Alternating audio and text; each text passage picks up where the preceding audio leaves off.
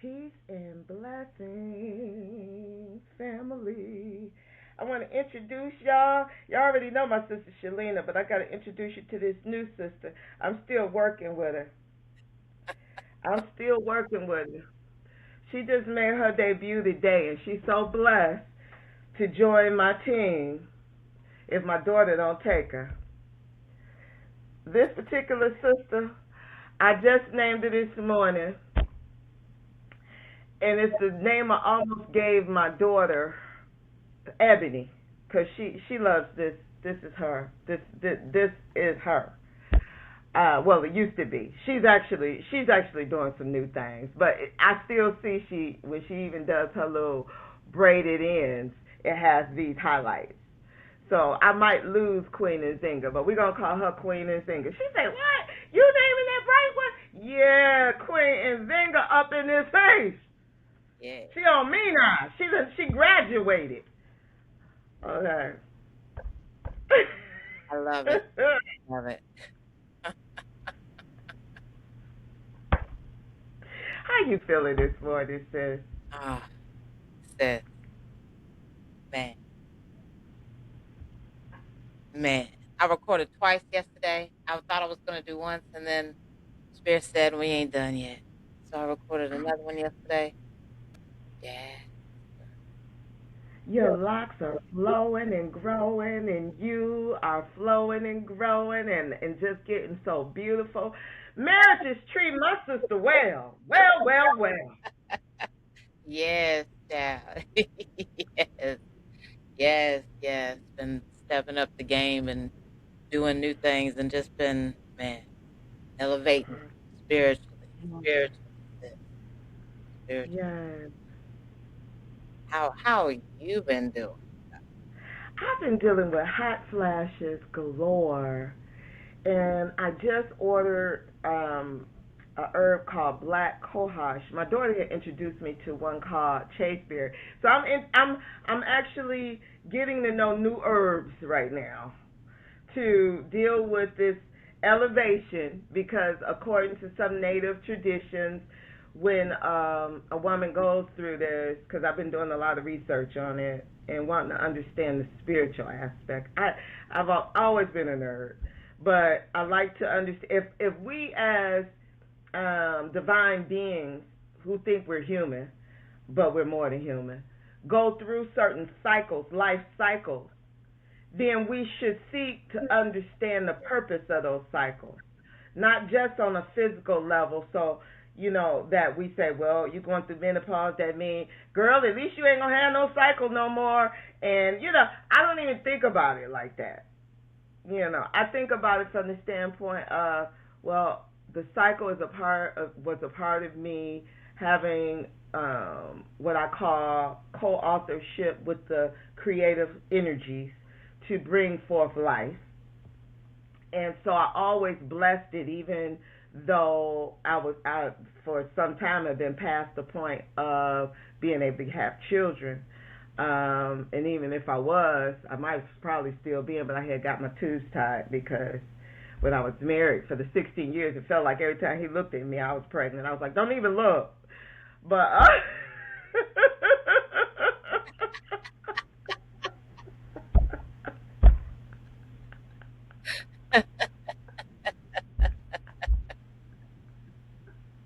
You funny. right.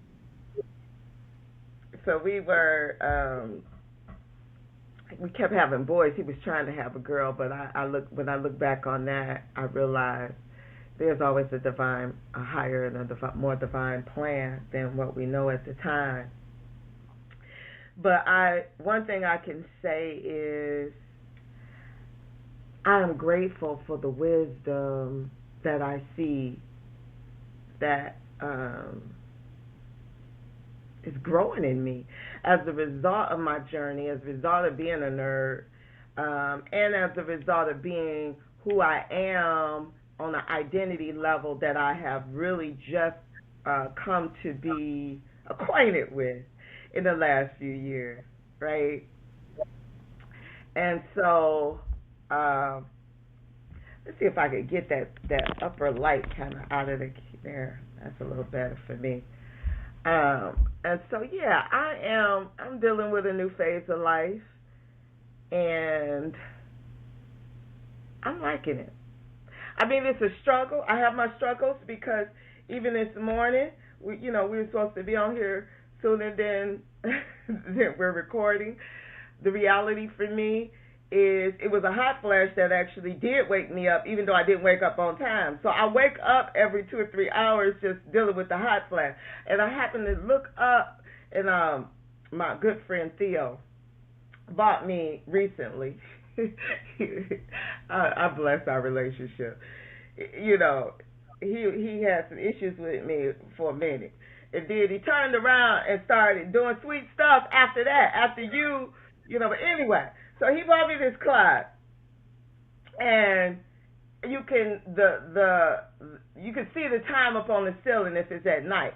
So it's like a digital clock. So if I turn over and look up, I can see what time it is. So it helps me to be more aware of the time. And I didn't really panic when I looked up. I'm like, wait, it's what? What? Oh, goodness. And I'm in the middle of a hot flash. I'm like, goodness, let me text my sister. What happened to the alarm? But I do know warfare is real. I just believe in thinking of myself as a winner. And I'm thankful to my ancestors because I've been feeling my Auntie D with me more lately.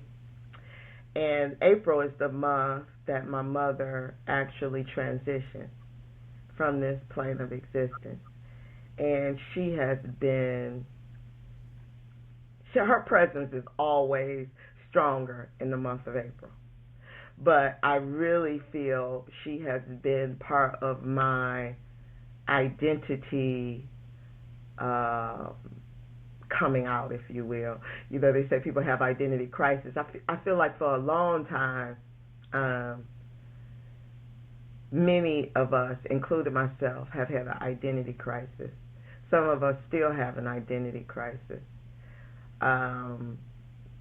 But I'm really, and I feel like that's so let me work with it. I feel like that's a energy or thought or idea that they really want me to deal with is that identity crisis. So let me say this. Today's subject is really around our ancestors.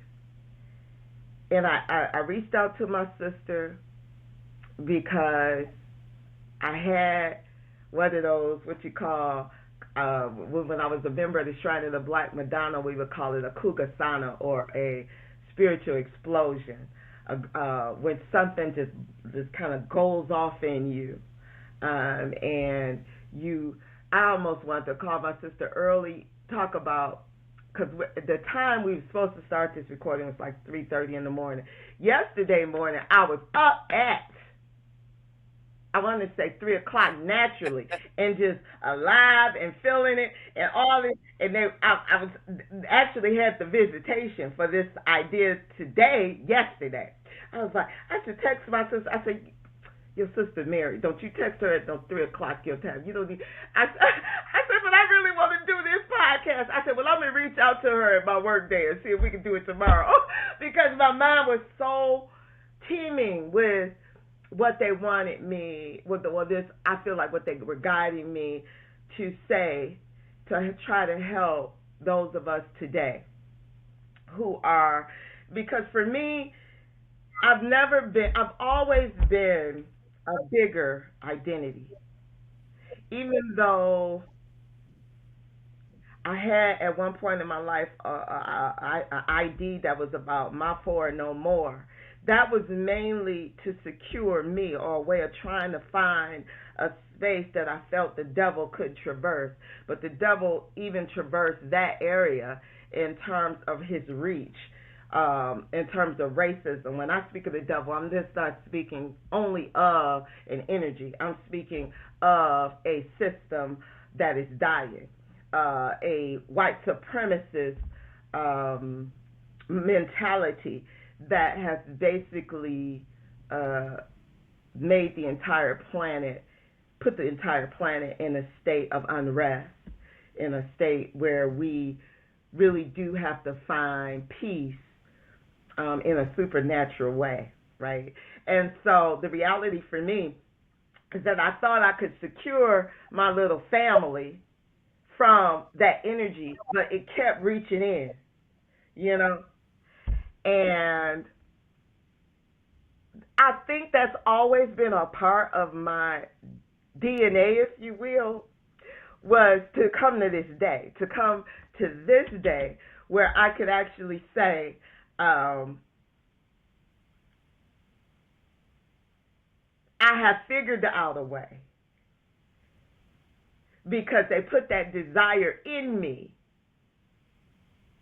to overcome white supremacy.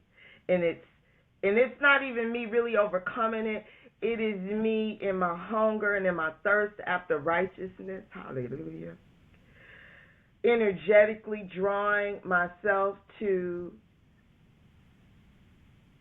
a voice who would be my sister from another star system, who is the supreme goddess Vicki Dillard, who would then in turn draw me to my sister goddess Shillina, right? Now Goodman. Right? And so it's always been there. And I thought for a while that it would always be me feeling like I couldn't overcome it, or that I was just on the what you call losing team. But I have come to understand that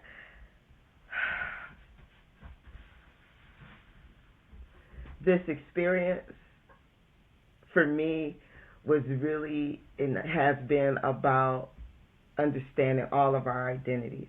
And my true identity is that of one who brings peace, who brings love, who brings the energy of understanding, of true justice, of mercy and grace where needed. But I don't mind pulling out the rod of retribution. Hallelujah! Ooh, Adrasita! And so here I am in this day, and I'm watching as the world of white supremacy is beginning to decay. And I'm watching as my energy and the energy of the goddesses and the gods as we awaken begin to wash that filth away. And as we see this energetic tsunami, hallelujah. Ooh, Rasita. I am beginning to find more and more peace. And I'm beginning to understand what it means to have that peace that surpasses understanding. And so, even though we know these religions have two purposes for which I believe they exist. One is our man persists on trying to understand himself in the grand idea or the grand existence of things. So religion helps to give some continuity to why you're here, if you will. You really don't, you kind of have a sense that you're more than this physicality. You know, I used to always teach my boys when they would look in the mirror, I'd be like, look behind your eyes to try to see who you really are. Right? And so I think that many of us have always known that we are more, but that identity crisis is why religion, I felt, was even instituted and why it prevailed. And I feel like it's okay to do something religiously. What's not okay is that the second purpose, I feel that religion became what it has become, which to me is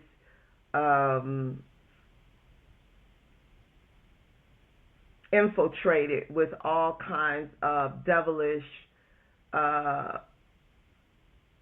thought systems that keep us in an identity crisis. and keep the very thing we don't want existing. Yes. Okay? I think that second purpose was the hand of devils, who basically I have come to understand gained their strength and momentum from us not really, how do I want to say, mastering our lower level. Because, all the man came out of us, out of the melanated people. But we all have aspects to ourselves that are, what I want to say, are more of our lower nature or our undesirable things. So we naturally have a moral code. If there was never religion, there is a sense of us melanated beings who are more than human. Hallelujah. We have a moral code that knows that there's a higher part of our being and there's a lower level being. And many of us know how to put those lower levels at bay. We know how to check them.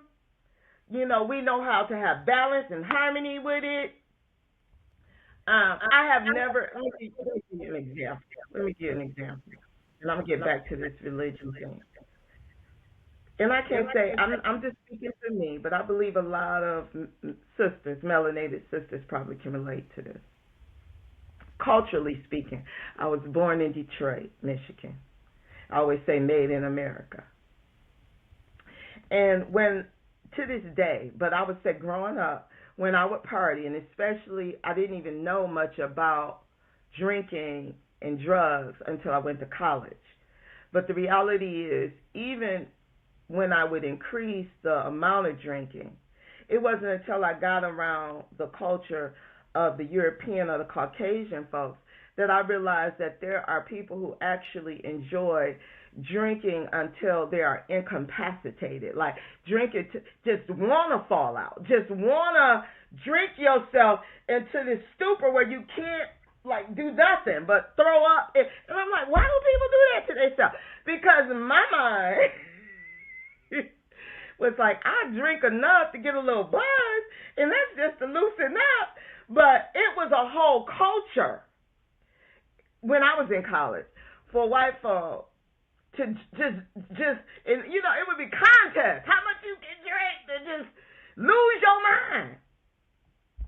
So I'm saying all that to say that I feel like I've discovered that in our nature, our very essence, and I've always sensed it, but I gave birth, or I don't, I'm saying me, but I'm speaking of me as the ethereal, a part of the ethereal God force mother, showing up as a melanated divine being. I am a part of that gave birth to everything on this planet, right? And so the reality for me is I've come to understand that culturally speaking, the lighter beings or the lightest beings on this planet, they know it, that this evil leaning they have that is giving rise to white supremacy and all the wars, it is consuming them. But I used to observe how naturally they would make debauchery seem normal. And I would be like, is something wrong with me why I don't want to drink myself into a damn stupor? And I would say, y'all, sometimes I would have friends that want to go to certain parties, even to this day. And they'll say, Sharice, why are you acting racist? No, I'm not acting racist, boo. I love everybody. The reality is I don't party like that. That's just not, I know energetically what aligns with me. You know what I'm saying? And so to some degree, when I'm invited to a situation where I know I don't align energetically, I'm okay with not fitting in. I never did fit in my whole life. So I don't force my round self into square holes. You know what I'm saying? I am curvy. I'm very curvaceous. No, but anyway, I don't do that. And I've come to understand that even my curvaceousness, which was rejected for many, many years growing up, and I was made to feel like something was wrong with me for having a curvy body, and then coming to find out that's the body they really wanted. All of this deception is what I'm really speaking to, and this cultural difference I have come to understand as the hand of a lower man that basically has been running my planet and has run it into the ground, as my mama would say, and has come to the end of their day of white supremacy. And I'm watching it decay. So, what my ancestors, I feel, have been wanting me to come on here and have a discussion about, and dealing with this religion too, is the reason we have an identity crisis, many of us, is because we have to face that we forsook our tradition of family. We allow religions, once they were poisoned, to turn us away from what you call our familiar spirits, because in the side of the word familiar is family. And so a familiar that is coming to you, you will reject it because your religion told you that's an evil thing. And to this day, I think about my auntie. I have most of my people, and including myself, were raised in Christianity, Western Christianity. And my aunties and different ones, they'll tell me, but they'll whisper, yeah, I think I saw your grandmother spirit the other day. They'll whisper it on the side because they're scared to say it too loud, because the Christian church told you grandma's supposed to be somewhere else, either heaven or hell or sleep or something, but not in your house. Right. And so while we know that there's more happening, we have blinded ourselves to them because the religion has turned us away from our families in the spirit realm, who would help us with our identity crisis. And so I feel like their appeal to us, through me and through my sister Shillina, is to say that they are there to help us to navigate today. Because in this day and in this age, we are watching the decay of white supremacy. We are watching the international failure to be able to pull them by the reins, to pull themselves back together. It is totally imploding on itself today. And if you don't know your way, if you are in an identity crisis, you are basically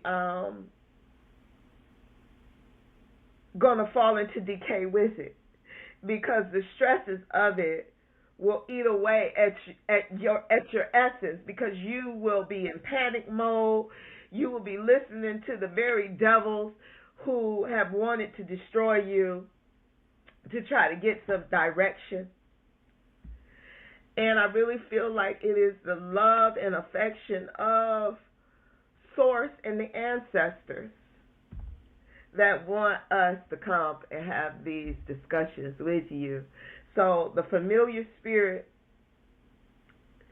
is part of our tradition. It is a family member, in many cases, trying to communicate some wisdom about something. And we need to open up to that. And so the last thing is that I named this subject is Ancestral Reverence, because they told us that to honor or to remember or to even try to communicate with our ancestors was devilish, demonic, against God, would end us up in some hell. Like we not already living in hell. Like he haven't made my whole planet hell. What the hell is he talking about? If it's some hell that's deeper than this, hell, I'm prepared for it. I'm ready. Cause the hell that I done walked through, I'm built for hell. I'm ready for some heaven. All right, sis, let me blow my nose. Go ahead and say something, because you know I'll run off like a train.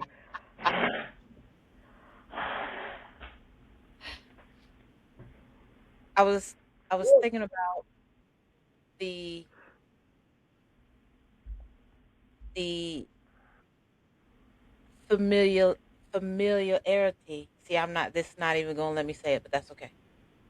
The familiarity. Y'all know what I'm saying. Of your Mm-hmm. ancestors Yes, says a lot about how willing you are to be true to who you are.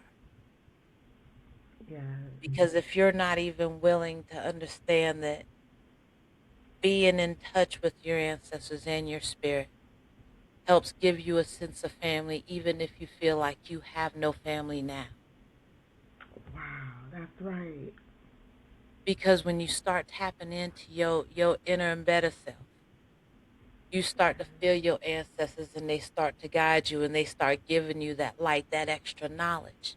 So that way you can make your way through and that you can start feeling. See, I like feeling this. I feel it through here. Awesome. And you I can start say, to feel when they're telling you that you need to move in this direction because in this direction that we're moving you in, you're going to grow, you're going to advance, and you're going to understand your ancestors are going to open the doors for everything else. So that way, in this world of indoctrined religion, that they're pushing this white supremacy through and other things through. yes, You understand that your ancestors are what they got the information from. Your ancestors is where they got the information from, and they've yes, turned it against you. So why not go to yes. the original source of your ancestors anyway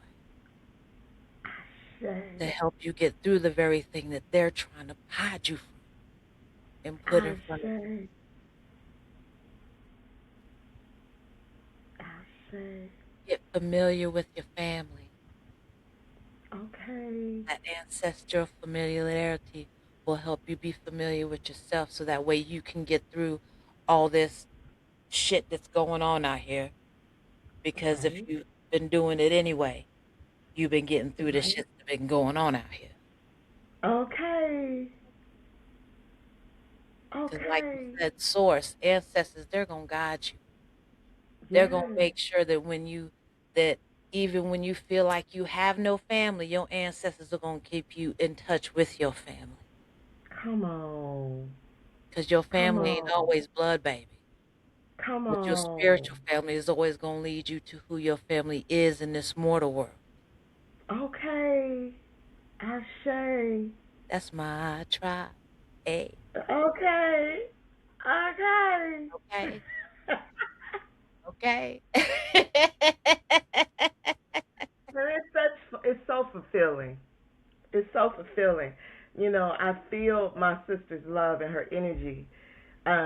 And yes, she is my sister on a high energetic level that goes beyond physical understanding, really. And it's so grounding. Like it's hard to call that grounding because grounding usually is related to just the physical. But it's amazing how really tapping into your ancestral identity aligns you physically with your family Yeah. and grounds you. Mm. So everything, 100%, 1,000% that my sister just said. And there, two two pieces of my personal story. I feel like um, my ancestors want me to share today in order to give you a sense of the spiritual parallel that might help you to consider communicating with your ancestors because they've been trying to communicate with you.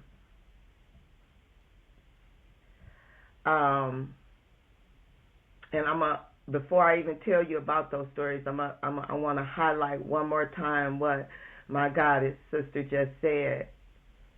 You really have hesitated because most of the time these religions create networks of people, and I understand because I've gone into a lot of religious institutions just to network because it is a kind of family in itself when you have a network of religious people who all are teaching and believing the same thing. The reality of that though is that it can only go so far when it has been laced with that which works against your divine self. And so that's why you have found yourselves in a lot of religious institutions where you will find yourself feeling betrayed or lied to, and a lot of, you would say it's going there, people just being people. But no, it's not just people being people. The reality is the religion itself is laced with so much energetic confusion that you can never rise to the occasion of being your best self. It's not going to happen in that environment. So you're really going to have to die out, allow yourself to get over what people gonna think. What people gonna think? What people gonna think? That takes them down every time. Every time. Every time. So worried about what someone else is thinking when you should be worried about what your own self is thinking. You so worried about what everybody else is thinking. You ain't got room for your own thoughts. Ain't got no room for you. Ain't got no room. There's no room for you there. There's no room for you there.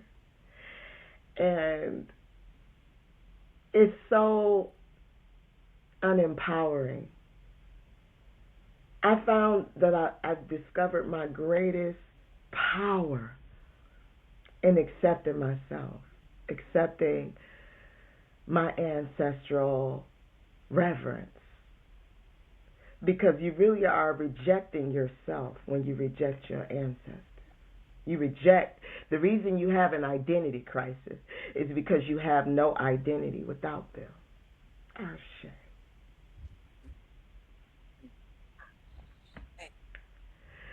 So the one story that, what, sis, what, go ahead, you got something? That was powerful. That was deep. It's right. Mm. Ashe. So she was feeding off of that. Yes, the reason we have an identity crisis is because we have no identity without them. And so this is what I would share. And keep in mind that I'm going to share two pieces of my life, not for any pity party or throwing any mud on anybody, because the second little story about my life is going to sound like I'm man hating on my ex-husband, but I'm not. I'm just going to share it from the standpoint of, and one thing I know about any story, and I knew this before I worked for the Department of Justice. I just have always had an inner knowing about certain things. There's my story, there's his story, and then there's the story. And anytime you go to any situation, even as a law enforcement officer, If it's something that went down, you get the story of the people that's in the car, the people across the street, because you're trying to get the story. Everybody got their perspective of the story, right? So you're trying to get as close to the story. So one thing, when I tell you my second story, just know that I have looked at it from all angles. And it's still, I'm going to tell it from my perspective of that story. And it's not to throw any mud or to cast any ill on my ex. I think he did that well for himself. I'm a man. Sheree, stop. But,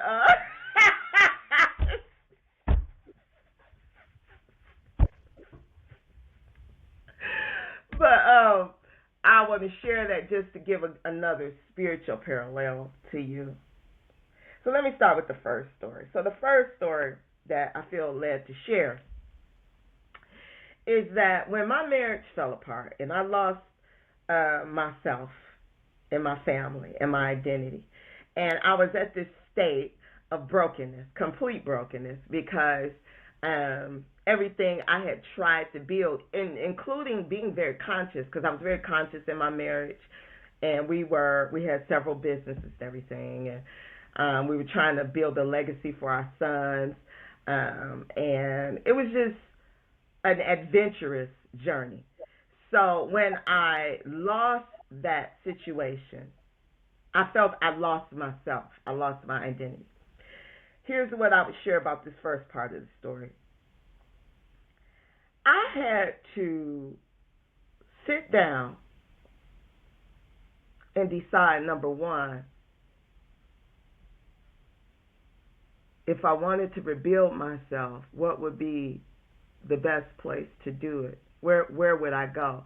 Because I had traveled throughout the United States in my marriage to a lot of places, had a lot of nice adventures. But I was broken, and I knew that there were days where I would wake up where all I could do was breathe. And so I was like, where can I go that would help me to come back to life, if I'm able to? Because I had really just decided to just be the living dead, if you will. But I wanted it to be in a safe space. So my relatives, our stomping ground as far back as we know is Alabama. Montgomery, Demopolis, that's our stomping ground. That's where we came from. And we migrated up to both Detroit and Lansing. So when I had to try to figure out where I wanted to go, my choices automatically were to land with who? My family.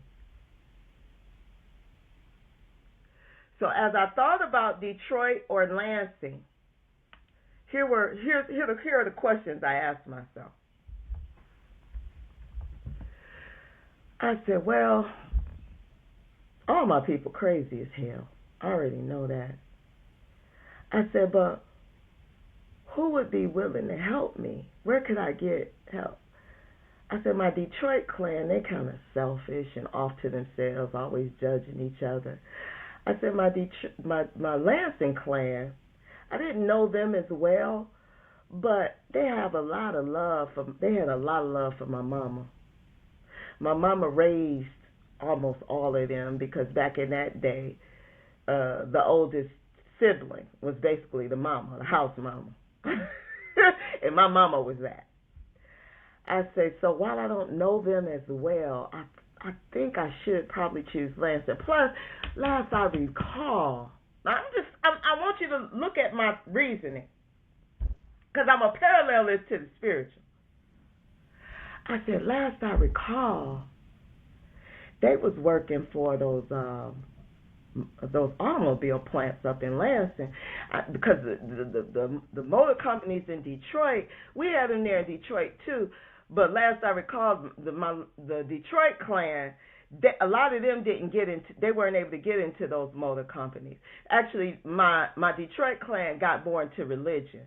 Actually, I got my uncle, Red, he became a prophet, what I call, most of us call him a prophet liar. He said he was a prophesier. He was a prophet liar. Okay. And I'm gonna throw this little tidbit in there. One of the reasons that I know my identity, it was at one of my uncle's religious churches where he would get into different situations and prophesy, right?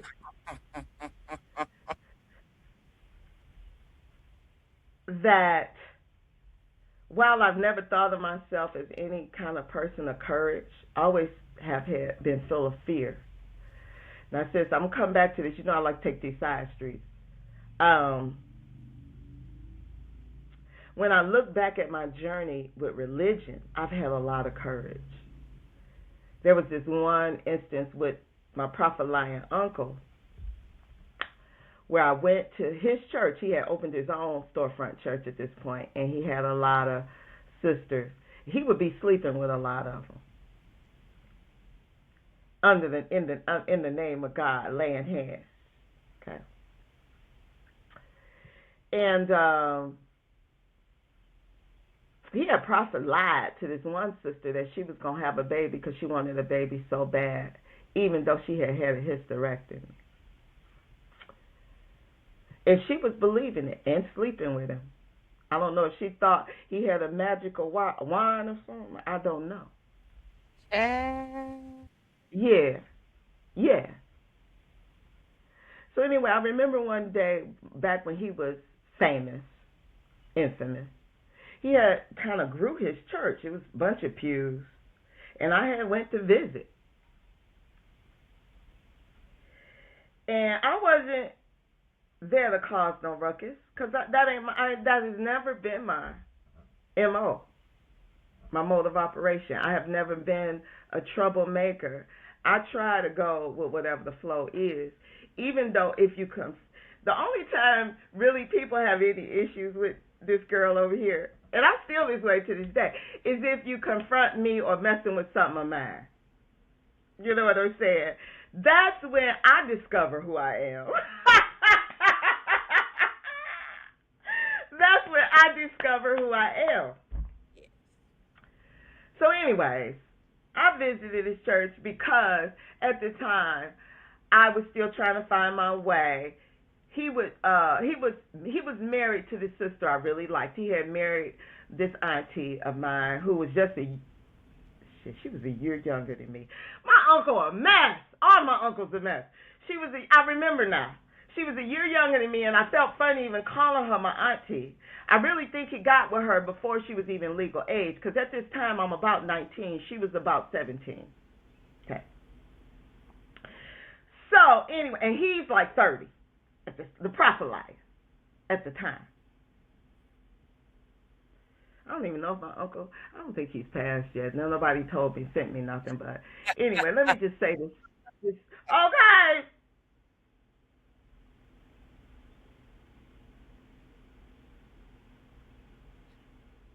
This how young I was.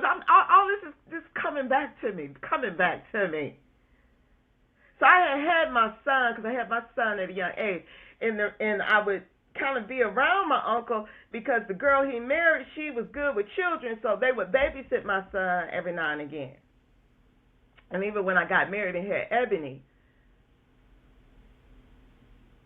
and as a matter of fact, I had Ebony. Ebony was just a little boo baby when I visited his church this particular time. And I was okay to just sit there. I forget why I even visited. I think it was because a lot of times I was guided and didn't know it. That's the only thing. Because I didn't believe in nothing he was doing. But anyway, I get to his church, mostly females. He had built it up so it was some brothers there now working with him.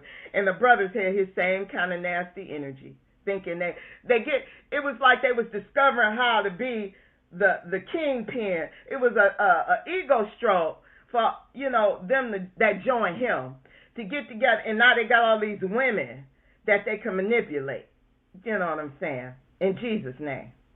Slinging Jesus, I came to call it. You slinging drugs or slinging Jesus.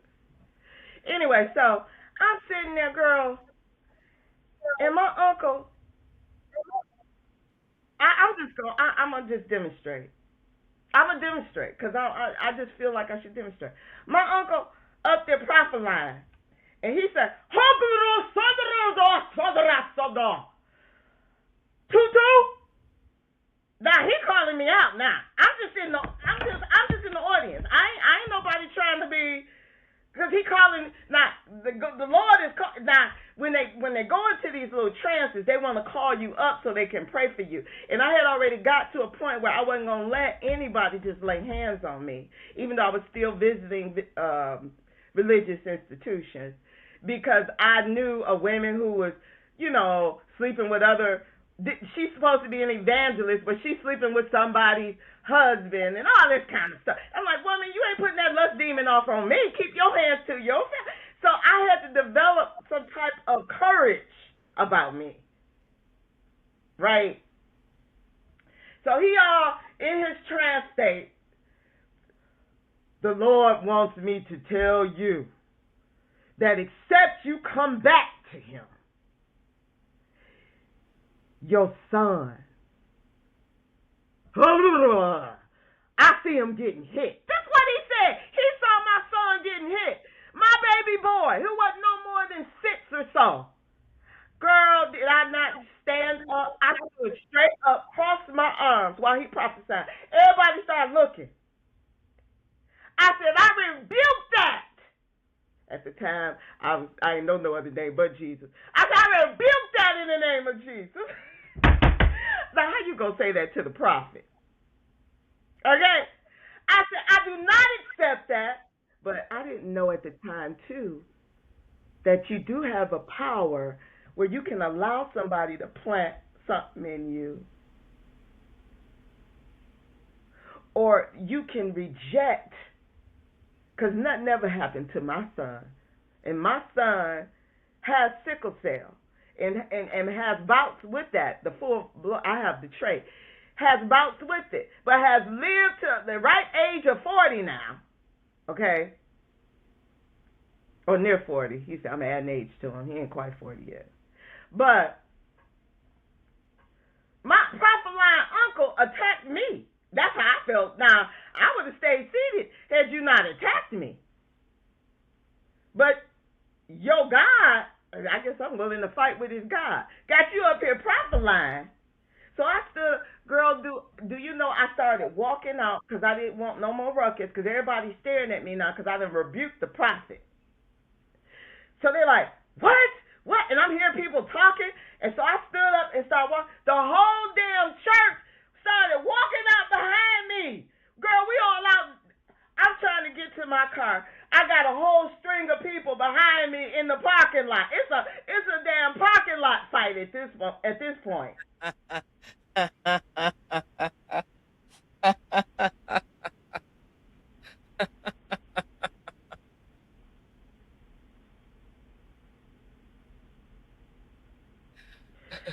The thought comes to my mind, my children have had a lot of issues with their mama, but they don't know their mama been a spiritual warrior her whole life. And when I think about that moment, I have fought for mine. I have fought for mine. Okay. Okay. So anyway, I just needed to take that side street to give you an idea of the kind of thoughts I was pondering as I'm sitting there trying to figure out whether I wanted to go back to the Detroit clan or to the Lansing clan. Now, the Lansing clan, they the Baptist type of Christians. They ain't about all that blah, blah, blah, blah, type of stuff. They gonna fry some chicken and then they going out to party after they get through with theirs. They got that, yeah, it ain't that deep. You ain't got to not wear makeup and don't, in the Detroit, when I was in the Detroit clan and in those religions, it was, don't wear no makeup, don't wear no jewelry, don't put on no false lashes, don't put on, cover. Don't never wear no pants. That's of a man. So it was more. Those churches, my experience with those churches were very controlling, super controlling. And in Lansing, I had recalled, I hadn't been to the churches in Lansing because we would only visit Lansing. But I just recalled my family here being more, they were churchy, but they were more about, no, we ain't got to do all that. We just going to go and, let the Lord know about us. And we go party after that. You know what I'm saying? That's what they did. I love it. I love to it. this day, my auntie here, this is the auntie I actually ended up moving with and living with when I was rebuilding my life here in Lansing. To this day, I watch her. We will have something like the last time we had a transition was my cousin Liz. And she's a whole, to me, ancestor for me. I say Liz. Liz is often with me too, my cousin Liz. Anyway, so and a little bit about Liz. Liz was her whole life, I guess what we would call paraplegic. She never walked, never talked. We had to take care of Liz her whole life. And Liz was like, me and her the same age, right? So there was a relationship, and you had to be around Liz to even know, to even know Liz, like, because she couldn't talk to you. But she would make noises and have certain mannerisms. And I used to wonder, how is it that you could be in a body and not be able to tell people, I need you to change me, or I'm itching. What if my back is itching? She couldn't tell you that, right? And all of us took turns. When I moved with my auntie to rebuild my life, that was her stipulation. She was like, Sharice, you could come stay with me if you're going to help me with Liz, because she was always looking for somebody to help her with Liz. I was like, okay, yeah, I can help you with Liz. And so Liz was part of my, I want to say, rediscovering of my identity. I even put Liz on the level of a Sybil, even though Liz never spoke a word in her life. But she taught me so much. She taught me so much. But anyway, so I ended up staying with my Aunt Mary. And that's amazing, Mary. I never even thought about my Aunt Mary's name being Mary. But she's got that Mary spirit too, because she is a matriarch that loves taking any. If she can, she will help you. She will take people in. Well, you got to be able to help her too. She ain't just taking everybody in. But if she feel like you got some sense, she's one of those matriarchs that'll take you in. You know what I'm saying? And help you rebuild your life, right? She gonna give you a time limit, and you better be doing something with it. But she gonna take you in, right? So, are you slowing down? Am I slowing down on your side, sis? Because you're slowing down a little bit on mine. We good? It's got a slight lag. It's literally got like a second, half Okay, a second or something of a lag. But I you see. you know you know I It don't care. I usually I doesn't show I, up after I catch production, it, so we're and gonna. I'm all about that half a second. I'm good with it. Okay. But I will say this: when Liz passed away, I noticed that when we were partying, my auntie would get a call because the preacher gonna come now. He got to come and he got to pray over the food and all this, because that's when you see the preacher at your house, is when you had a funeral. And she was like, y'all got to turn the music down now. When he get here, we're gonna turn it off. Like, and it tells you who you really honoring is not the God. It's people. I'm like, we got to do all that when the preacher get here, Auntie. We can't. We're gonna have to put these drinks away now. You know, we just put that over there. Put that in the refrigerator. I'm like, okay, and it tickles me because I know they see it as a level of respect, but I see it as this is really who you all are worshiping is each other. Your reverence is really about people, about men, about making them think one way or feel one way. So, long story short, get to the point, is that yes, I chose my Lansing clan because they were more established financially. They did. I knew well when I ended up getting here, they was all kind of what's the word, retired, so they wasn't in the money no more. But I had remembered them being in the money, so I was like, yeah, they're gonna help me to get it together, whatever.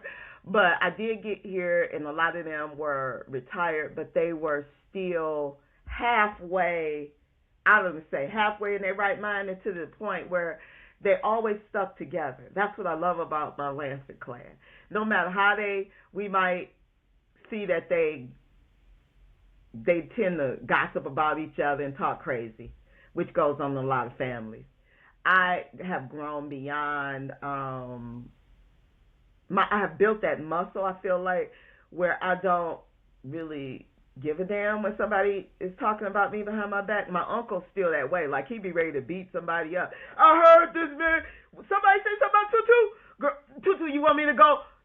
No, he just said something. It don't matter. You know what I'm saying? But I love that protective energy that my uncles have. They're very protective.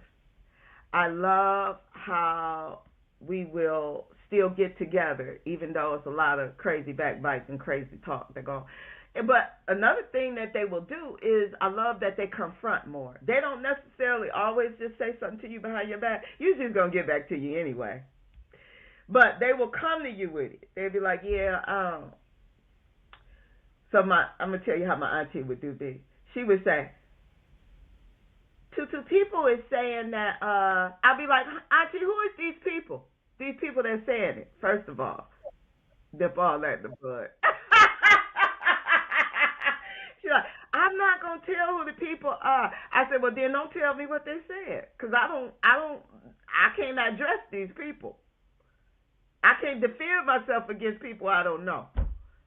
So don't even bring it to me. Just keep it between you and the people, respectfully.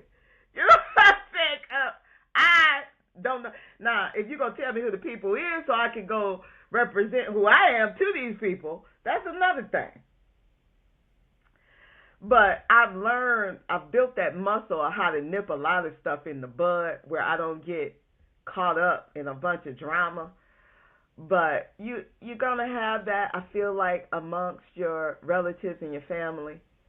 And I feel like it builds your muscle. It really does if you allow it to. It helps you to deal with a world that's full of backbiting and craziness and people going to hate you for no reason and just a bunch of mess. So your relatives help you to develop that muscle. You know? Mm-hmm. Now let me give you the spiritual parallel. So the reason I shared that is because I'm hoping that those who are listening will consider, like I did, seeking out their family on an ancestral level. And when you go into the dark, because of course they're invisible, so you don't know. So it's like going into the dark. That's how we parallel it. What you're going to do is you're going to think about those benevolent, those ancestors who were looking out for your good, and even if you don't know who they are, they know who you are in many cases because they have transitioned to a higher state. And so you want to go lean in on them because they actually want to help you. They want to assist you. One thing I learned, now I'm going to go back to the natural level, about my Aunt Mary is she wanted to see me do better. She wanted to see me put myself back together again. Even though initially her idea was that, because my relatives are very strong on marriage. So at first she was reluctant because she was like, you ought to be able to work that out with your husband. Y'all been together 16 years. You ought to be able to work that out, whatever it is, you know. So I had to deal with that lecture. But the lecture came out of love because she really wanted to see me do well. She did not know all the details of my marriage and how much I had buried or covered until I actually lived with her. And then she came to understand that I probably should have left sooner. But nevertheless, I know for a fact that what we've been doing doesn't work in terms of religion because we have not started out with our invisible and our own invisible ancestors. In religion, they have us actually reverencing other people's ancestors, right? And even if they are your ancestors, you don't know it. So the best thing for you to do is to start with that closest benevolence and energetic ancestral energy that's been near you. The one that you whisper about. Yeah, I had a dream about my father. He was, but you don't want to say it too loud because your religion does not allow you to really communicate with your ancestors during visitations like that. So you got to, something fell the other day and I felt like it was grandma. But you don't want to go no further than that. It was her picture too. It was her picture. I just sat it back up and went on about my business. Mm. Mm. Mm. Missing all the signs because someone told you that was you're not supposed to do that, but they can do that. You're not supposed to see your own signs, but they supposed to see the signs for you. Come on. Just something to think about. And in many cases, those who've given us this Western Christianity and told us not to honor and reverence our ancestors or to make any graven images or whatever, however they want to put it. They got graven images of themselves all over the place. You go to Washington, you're going to see Abraham Lincoln statues of them all over the place. They reverence themselves all the time. On every day when you pull out a dollar bill, you're going to see one of their ancestors on that money. Energetically, they are reverencing their ancestors and got you reverencing their ancestors. They have even put their ancestors in the image of your Lord and Savior, Jesus Christ. So you call him. So I just want you to see that is their ancestry. Because it don't look nothing like you.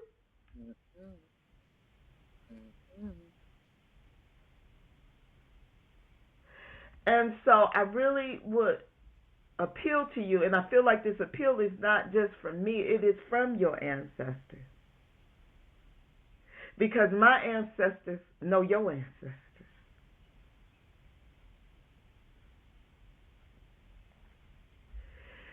And in this shift that's going on the planet, where we are watching wars on top of wars, and where all the religious people are screaming once again, we in the end days, we in the end days. My daughter, she said she's so tired of hearing that because she's heard it her whole life. I heard it my whole life growing up. You know, everybody waiting on some white Jesus to crack the sky.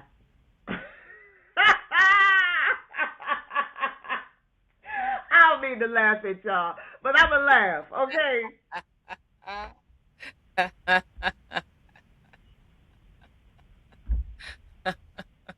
And now I'm about to make you mad because guess what just crossed my mind? Your white Jesus did crack the sky. His name is Donald Trump, and he blowing the skies up, okay? And he actually made a little meme of himself as Jesus, okay? Because that's the height of that white supremacist religion. If you really want to know what your savior looked like, he looked like Donald Trump. Shit.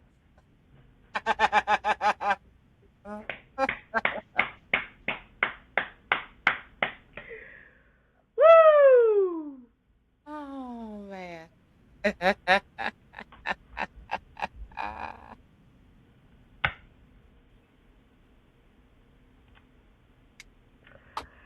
Yeah, well, I know.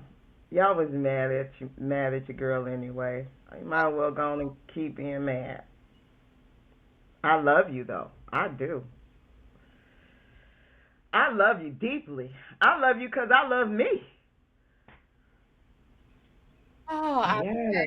I say, I say, I say, I say.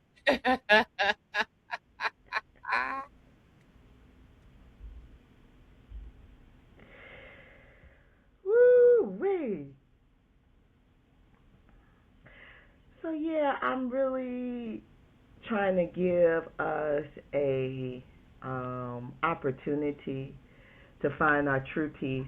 One thing about tribulations and trials and what I'm using the biblical terms for suffering, all that we see going on this planet that puts us in fear and in a thought of scarcity and fear of death and the whole 9 yards, everything that we see going on. I really need us to think more deeply about it, because the reason it's happening for real is to shake is because of the shaking.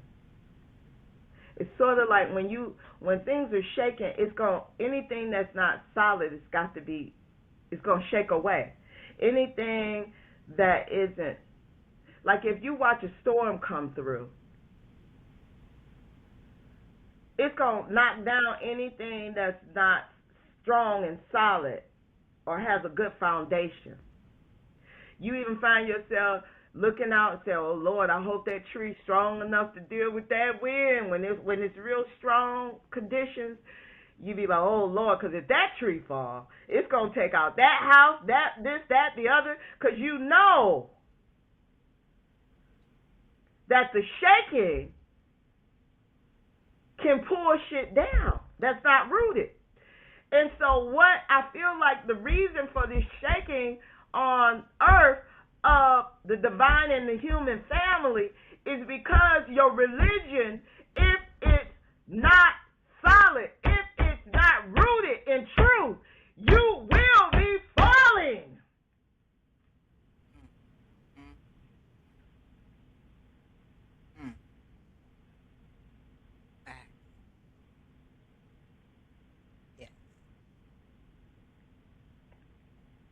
And there are so many who are like me, who are sincere, energetic beings in these religious institutions, seeking for grounding, seeking for identity, seeking for roots.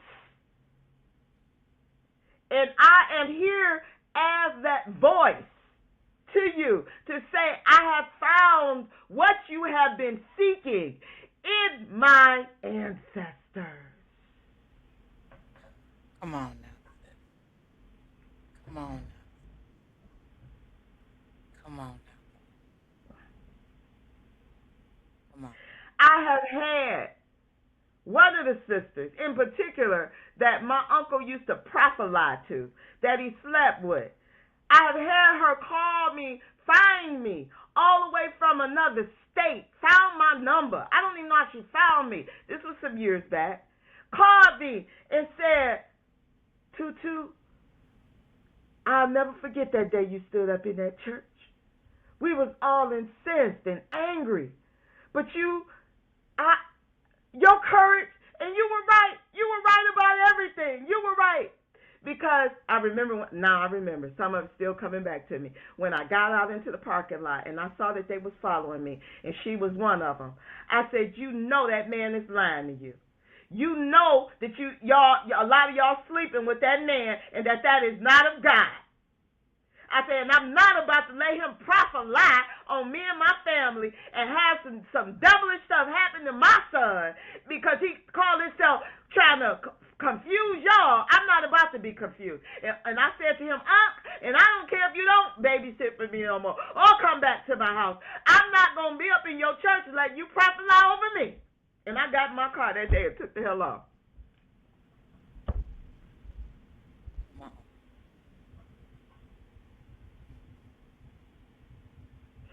And she never forgot it. I didn't know the level of my impact. But I do know that it's probably why I'm something else today. I don't even be, a lot of times I don't even be aware of my energy. When I walk into a room now, I've become more aware because I'm no longer in an identity crisis. So I know that I might look small, but my energy is big. As the Supreme Goddess would say, we done got fat over here. Okay. So I know that when I walk into a space that everybody's energy feels me. Like, it's like, ooh, ooh, ooh.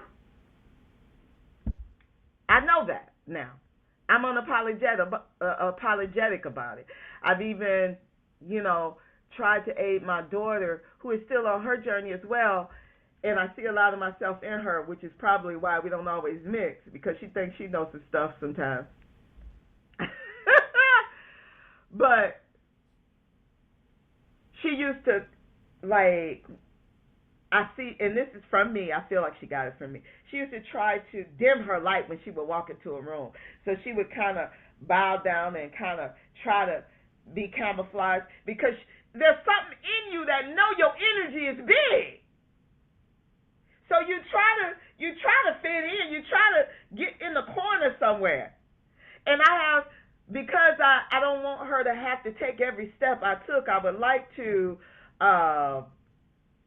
speed up her process on the journey to her best self. I try to give her tidbits to say, look, and she has taken this one. I have seen her blossom. I be like, look, don't turn your light down when you walk into a room. I got this from a sister named Lisa Nichols. If they got a problem with your light, you tell them to put on some sunglasses, because I'm going to shine up in this bitch. Trying to burn your retinas, baby. I'm gonna burn your retinas, and I'm gonna make you go like this, make you feel like you don't hit the Stay Puft Marshmallow Man, and you in the corner, and I done came in the room over there. My energy just gonna be that big, and that just because. Right? Because I need all of this. I'm not about to be ashamed of it, especially now that I know who I am and I know who they are. You got me upset. So, yeah. So that's that particular story. So what I'm saying, I said all that to say, in case the point is missed, that yes, I know you probably got some ancestors who passed who were not so good. So, I would not want my uncle Elton, is who we call him, the prophet liar. I wouldn't be, if he had passed, I wouldn't be calling for his energy at all. Now, he might come and apologize at some point, and he's welcome to do that if it's sincere. But the reality is, when I say get in touch with your ancestors, I'm really saying, do like I did on a physical plane. Consider who your benevolent ancestors are. Many times they're already trying to get in touch with you because they've got something for you.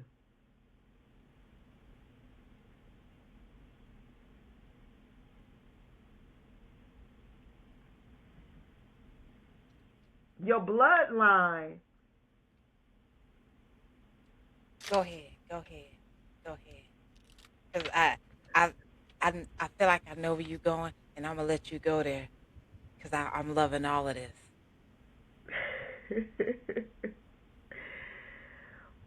I'm going to say it like this. Your bloodline can elevate your lifeline.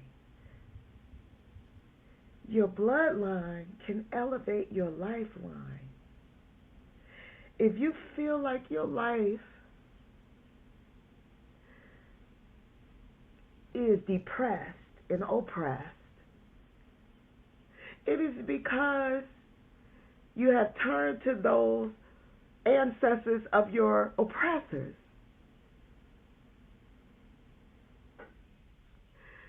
That's never going to elevate you, love.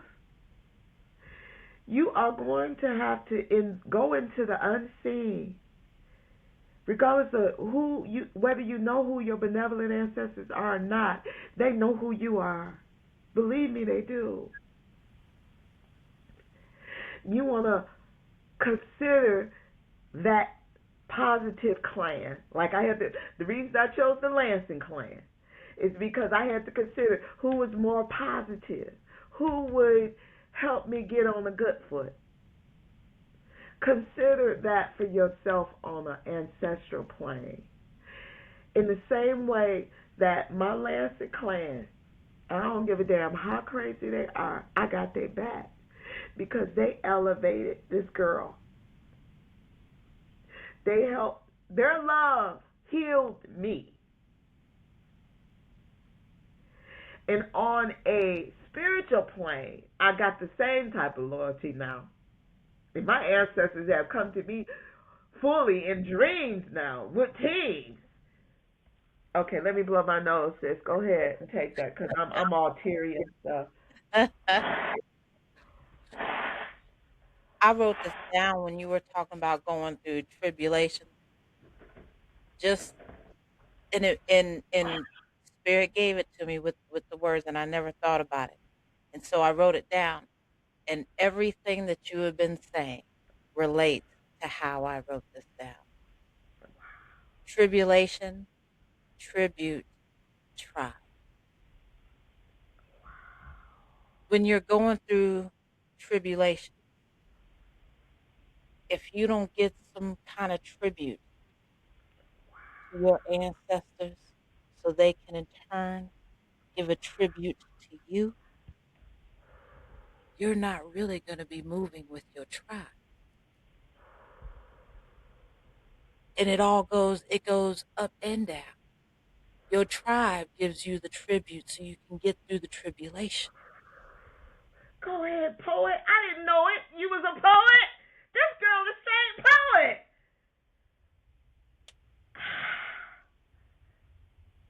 That's why it's when they tell you in certain religions that you got to go through trials and tribulations, and they tell you that, and yes you do, but then they tell you you go through that and then you're going through it and they're giving you somebody else's ancestors.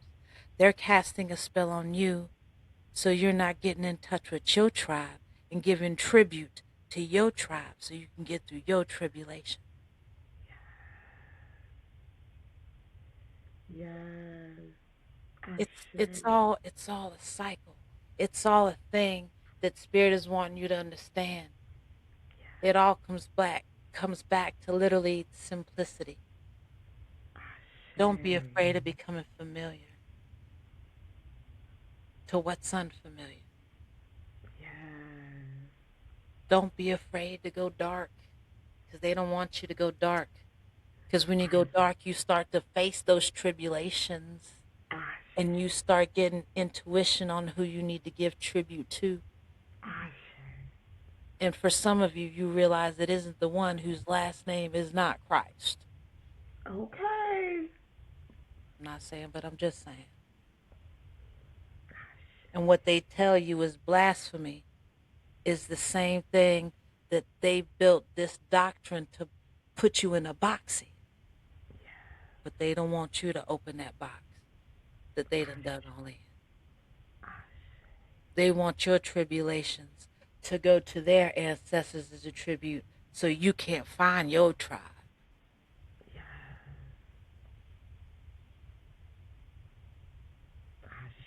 Everybody goes through it for a reason. You go through it for a reason. Everything is a lesson. Everything is a blessing. Everything is a download. Everything is a revelation. So if you can see the message in the tribulation, you've given some kind of tribute and you've grown. And you're moving in the words and in the spirit of your ancestors and in the universe. And you're growing and you're moving and you're seeing through the smoke and you're pulling the veil off. Because when you can move without the veil on your eyes, they got to put them shades on. They got to put them shades on and just be like, oh bullshit, the sun is out today, and it'll be out tomorrow too. It's your will. Okay. Oh, girl. I don't know why salt and pepper just came to my mind, but I want to drop the mic on that. Bam! I got salt and pepper. Woo! What do you say?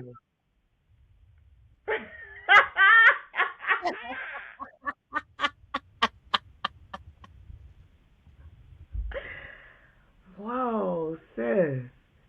She pulled out tribe out of tribulation. She pulled out tribute out of tribulation. I'm going to pull libation out of tribulation. Hadrasita.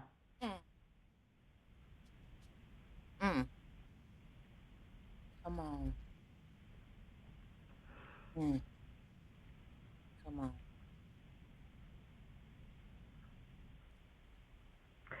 That is so profound. I love that. I love the magic hidden in words. And it helps us to break the negative spell and to begin to create the positive spell. Hallelujah. Yeah, a lot of us have been told that to deal with our ancestors is to be dealing with familiar spirits which are evil, to be dealing with sorcery and witchcraft and spells, but really they have you under a negative spell when you are dealing with the laced lies. Man, laced lies, that's in tribulation too. You're dealing with the laced lies that's hidden in religion, and all of them have been laced with lies. So deciding to become a spiritual explorer was the best thing I could do. And it took me dealing with a lot of my own fear. And it probably wasn't even my fear. Well, it was my fear. Because I feel like I was even born. I was born. I can't even, I'm telling you, my ancestors have revealed so much to me, I can't even find the words. But I was born in fear. They say you being born in sin. I was born in fear. And so I carried fear with me many, many, many years. And I have actually overcome fear per se, but I have embraced fright, which is a higher light of fear. Because, light is in fright. I have embraced fright and recognized that actually fright is a part of me. One time I was, in my 16-year marriage, I was talking to my, at the time, husband. And I wasn't even angry at the time, but I turned around and looked at him because he had said something that was really outlandish to me. And he jumped back. He said, "It's something I see in your eyes sometimes that just scares me."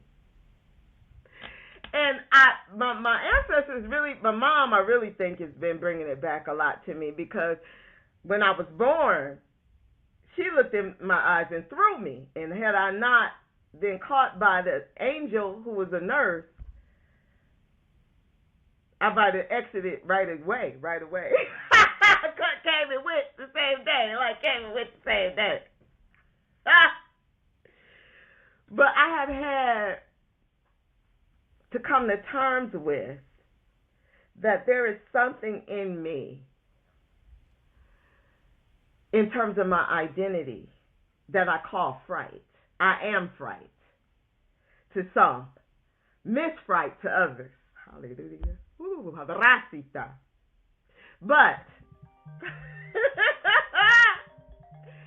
I'm completely at home in that, because I understand that I have purpose. And all of that has come from me aligning, realigning, upgrading through my divine DNA test, my divine ancestral lineage. Okay? Come on now. Come on, sis. And so it has really made the difference. Like, my life, regardless of what's going on around me, I feel like a breath of fresh air every day. I do. God is my witness. God is my witness.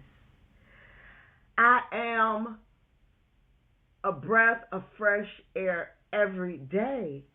And when you arise to that space, you are in the right place. You are where you were meant to be.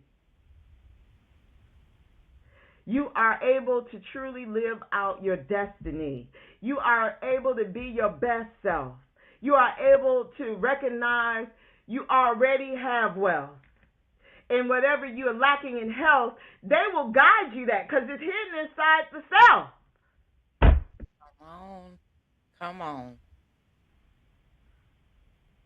on. It all doesn't rhyme for a reason. Come on. Come on.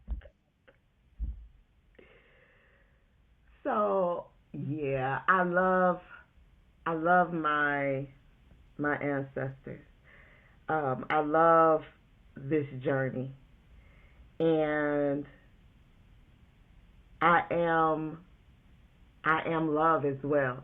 And I recognize that the fact that I have allowed myself to join my line, to connect to that line, it's almost like an invisible umbilical cord. It's like you could reconnecting to your lifeline. Hallelujah. Ooh, there is an invisible lifeline, and your ancestors are that cord, that invisible cord that will reconnect you to source, to the life source, to be the light that you came to be, because your unique identity has its own purpose for why you chose to exist in this day, in this time, in this season, while there's a transition of worlds. Do you know what a great time this is? While a lot of people scared and it's the end days and I just want Jesus to crack the sky. Which you really don't, because none of y'all want to die. Because when Trump cracked the sky, that's what's going to happen.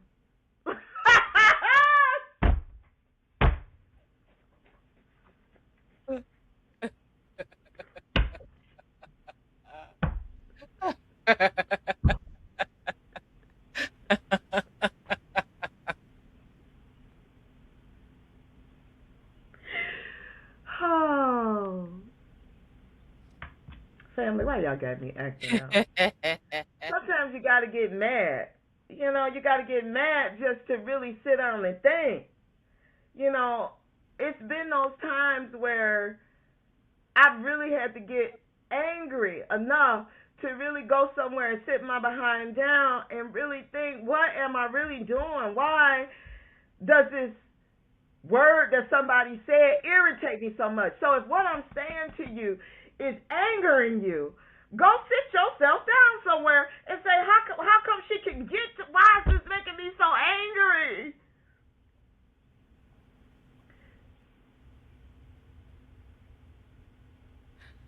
You right. You right. You absolutely right. More people need to be asking that question. Because you will find that it's probably because you're really angry about your own life situation. Because if what I was saying had no truth to it, you wouldn't care if Jesus was Trump or not. What's that? Because you would be secure. Yep, you're right. Hit dogs hollow.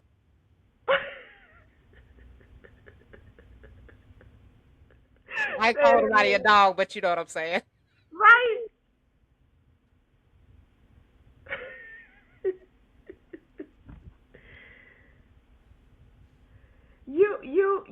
A lot of times when you have an extreme amount of anger is really masking itself a lot of times.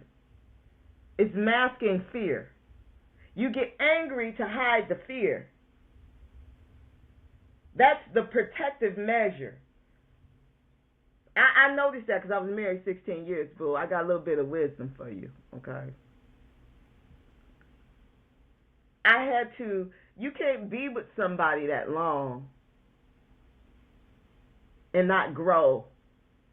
Regardless of who's growing the most, I'm not even going to judge it. But I know the reason I was able to be in that marriage that long is because I was willing to evolve and grow. And so there were times when he might say something that would trigger a floodgate of anger. And I would have to go after I've argued with him or something. He'd be like, but I didn't know that was going to trigger you like that. I was like, yeah. I was like, I must got some trigger. It might be something I'm not dealing with. He was like, it sounded like it to me because I wasn't even saying all that. You know what I'm saying? And I would have to go sit my behind down and say, damn, why did it make me that angry? Oh, because I got this insecurity about this or something about that. And so you got to unpack your shit. If what I'm saying is making you that angry, it's a trigger. Because it's some stuff that you're not facing.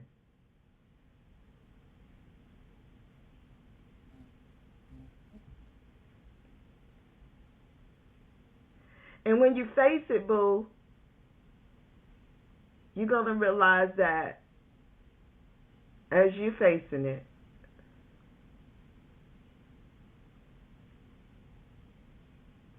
you're going to start to feel vulnerable. You're going to realize that it's sort of like undressing yourself when you're starting to take off layers. And as you take off layers, it's actually that wall you built that's keeping you in prison.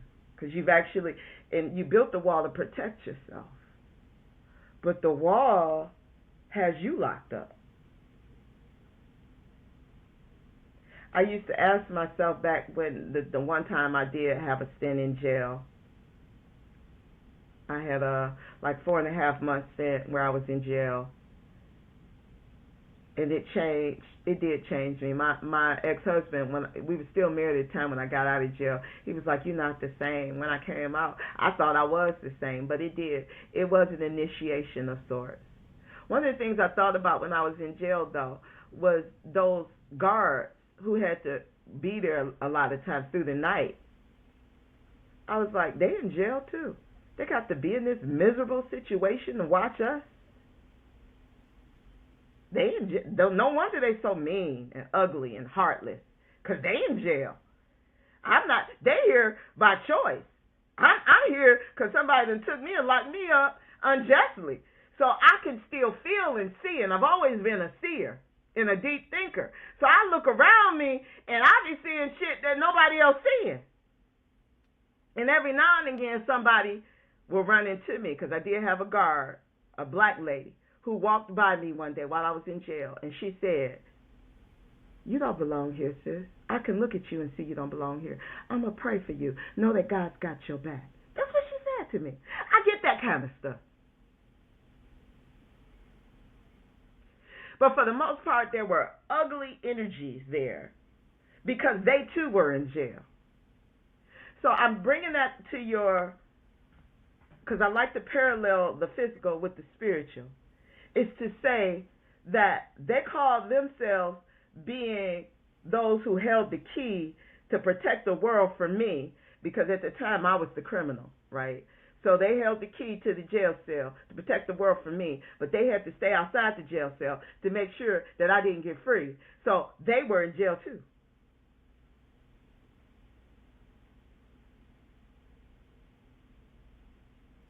And so while you have built this wall to protect yourself, and my mama is really on me right now because that's what she did her whole life.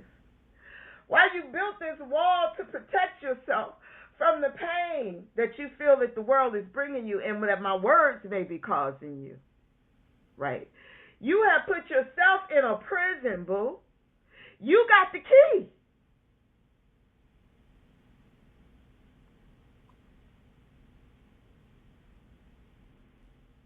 And the key is your ancestral bloodline. The key, if you should choose to use it, will open you up to your own identity.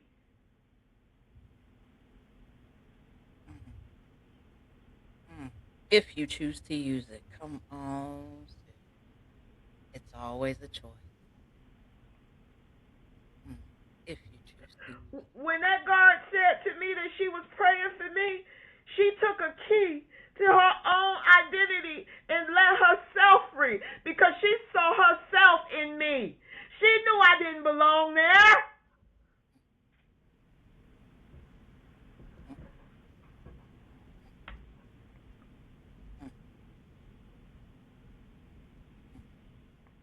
So I'm giving you a key today to your own identity and to your own destiny. And I'm saying, take your anger with you and sit yourself down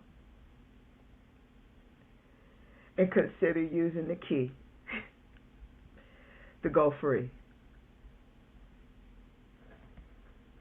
What they say, you shall know the truth, and the truth shall make you free.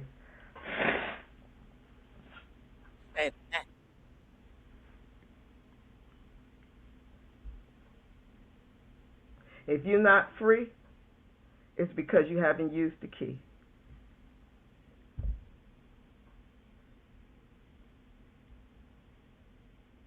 If you are in an identity crisis, it's because you haven't used the key. The key is the key. The key is the key to your identity. Come on. The key is the key to your identity.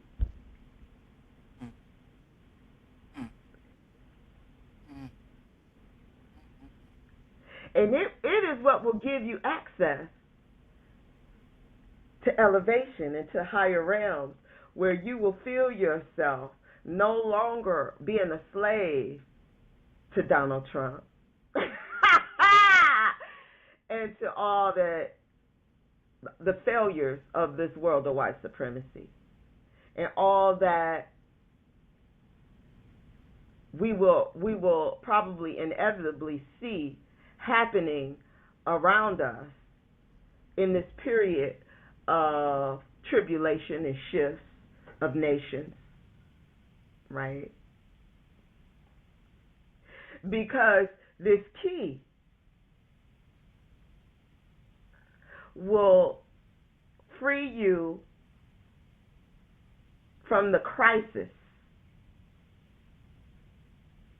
and the false Christ, antichrist that they got you believing in. Ooh, come on, sis. Come on, sis. Yes.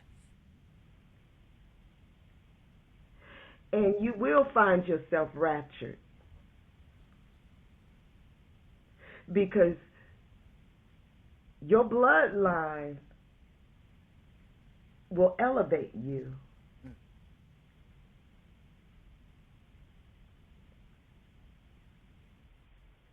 Yeah, it's true. I'm gonna give you a nugget of truth out of what the poison that they have put into your religion has said to you. I'm gonna give you the truth of it. The reason that key will show you your identity and elevate you above the fray is because your ancestors suffered that you could find the way. The same way they tell you that Donald Trump, or I call him Donald Trump, your antichrist, that white Jesus supposedly died so that you could be elevated and free from sin. I'm telling you, your ancestors died so that you could be elevated and freed from sin, their sins. Come on. Come on. Mm, mm, mm, mm, mm, mm. And whether they died through being lynched or whether they just lived the best life they could and died. Believe me, there is no ancestor of yours and mine who did not die many times living in this wicked, diabolical system of things. Died many times so that you could live. Come on. So that you could live. And you deny them. Mm.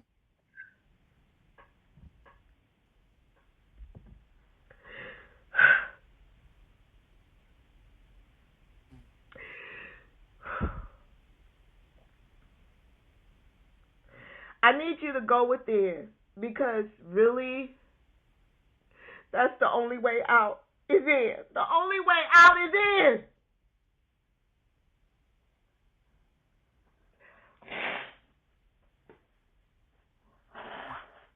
Mm.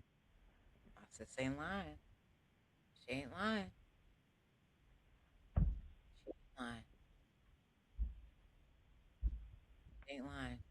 Turn your back on your ancestors and they will turn their back on you. And I don't feel like we have a lot of time, even though time is not relevant for real. When I'm speaking of time, I'm speaking of this particular timeline because there are many. We have many timelines. But I want to get it right. Whatever it is I need to be getting right this timeline. And I think you do too. So that's why I'm having this conversation with you.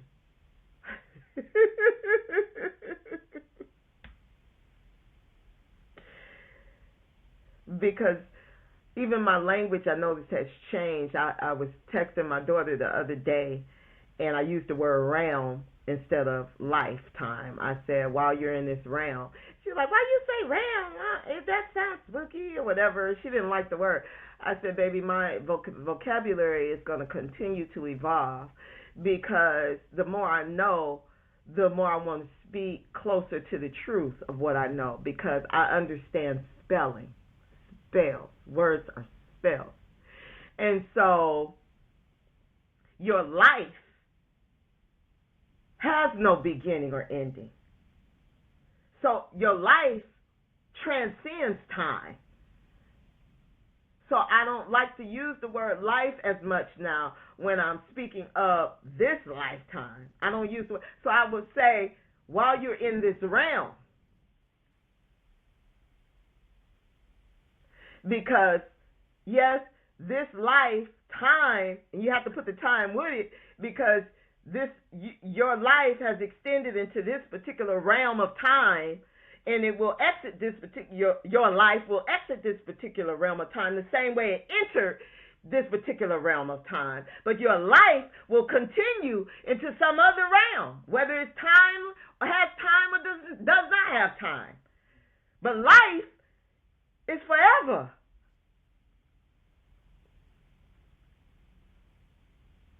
For me and you. I can't speak for everybody, but I can speak for me and you. And so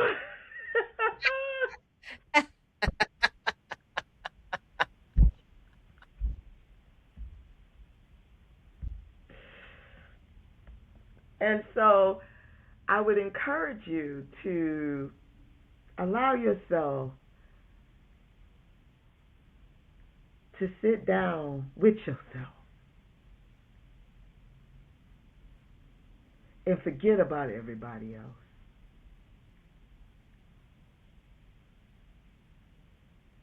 And come to terms with yourself about your identity.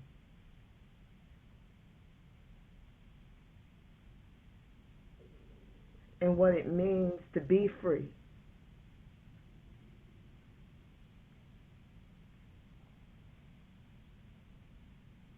Because when you take the time to ponder that, you begin to move yourself closer to what that is. We could be out here all day on podcasts, social media, protesting, walking around.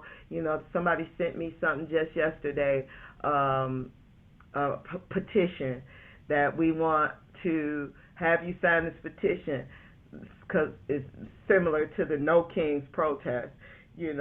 Everybody is in an uproar, really, because white supremacy is dying. That's really why everybody's in this uproar. A lot of white supremacists are not really wanting a righteous world. They just want their white supremacy world to work for them again. And it's done started malfunctioning for them. And so that's what that's about. I am not going to align with anybody who doesn't want a just world for everybody. So I deleted the damn thing because I recognize the intention of it. And I also know that it's fruitless because the whole damn thing has got to go. I'm not going to just protest one part of your flow. I'm not. And that's the thing about protesting and getting out there marching in the whole 9 yards. If you have not sat down with yourself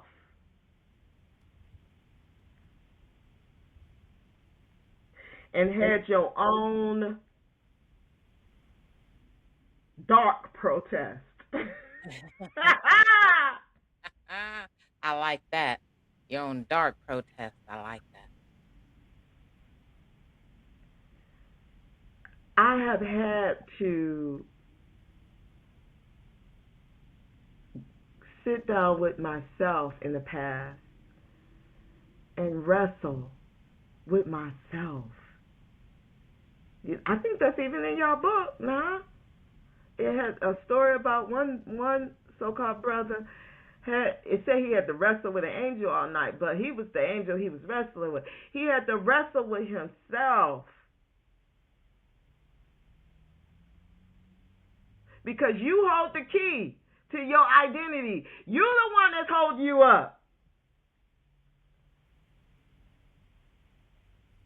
Shillina told me she done put herself, there's a part of her she had to just put to death. Straight up. Sure don't even exist no more. Sure doesn't. Her wrestling is to the death. Keeps. Sure did. Okay. Sure did.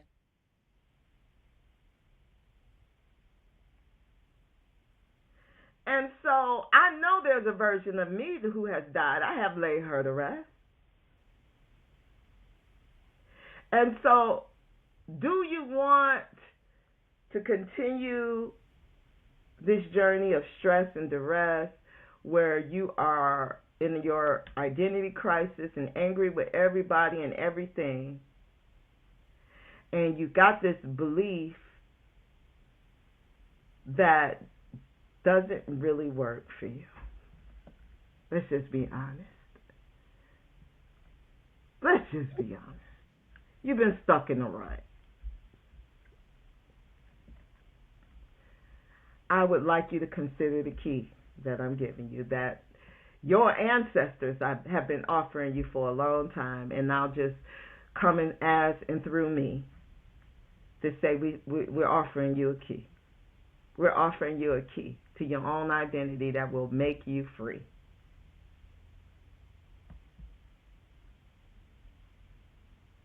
In the same way that I gave you the example of my natural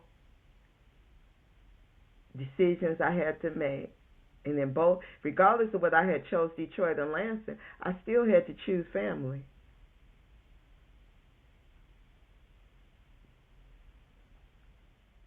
Now, there are shelters and shit like that, but you're not going to get from that what you would get from a family. So let's just look at that religion that you was in. We'll call that was your temporary shelter. Because I was in it too before. And when I was in them shelters, it was all kind of elements I had to deal with.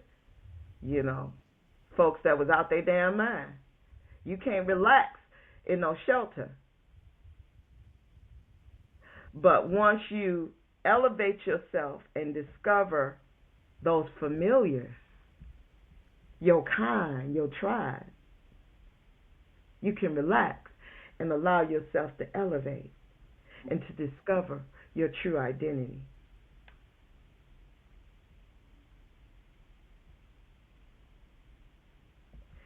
And so that's what I would give you. I thought I kind of did go into that second story a little bit, and I think I'm good. I feel a release. I'm going to let my sister take it. But I feel that release in me, that I've said what I feel your ancestors wanted you to hear.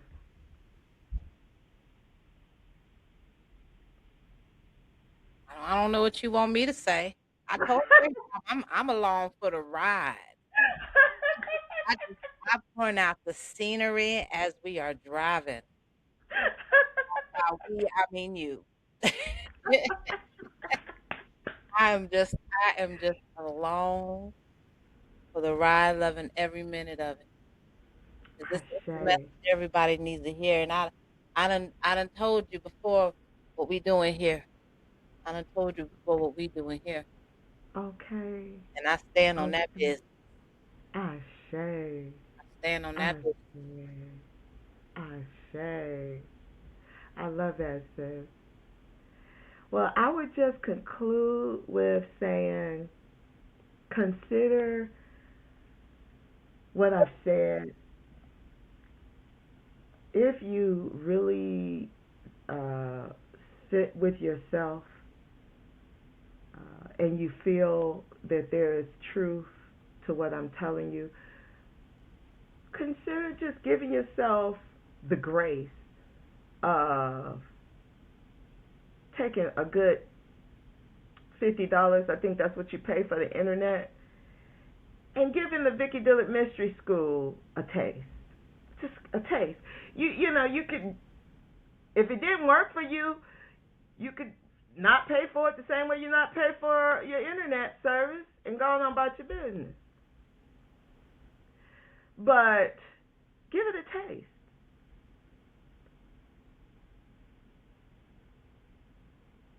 You will have to really have sat with yourself and moved yourself beyond fear, or face your fear, or embrace your fear. Mm. There's a lot of things you can do with fear. Believe me, I know, because my fear has been my whole life. And so consider, you know, I am only scratching the surface of what awaits you if you should decide to use the key. And what we are a part of is beyond religion. What we are a part of is truly about identity.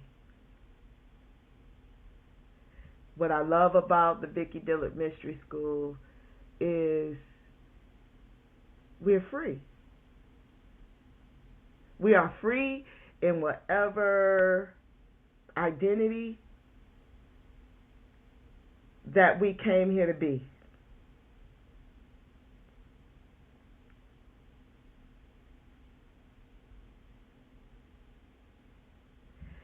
And that's the difference to me between that and religiosity. Because in religions, you always, and I'm not going to talk about you, I would always end up feeling bound up.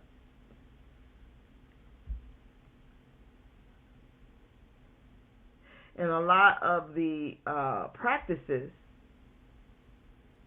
were meant to bind me, were meant to make me feel less than, especially being female, because a lot of these religions blame the female for any degree of evil and enmity that's on the planet. It is she who brought forth enmity, if you will. And that's a lie. That's a lie. It's probably part of the reason for the strong degree of the anger that you might be feeling hearing me. Because of the lie that they've told you about my identity. First of all, I came before Eve. I came before Eve. Understand that. Secondly, I'm the one who spoke to Eve.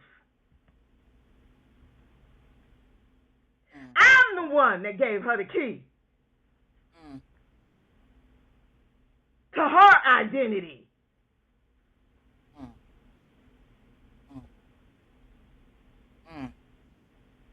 And she is wisdom, and she is the key to all. Okay.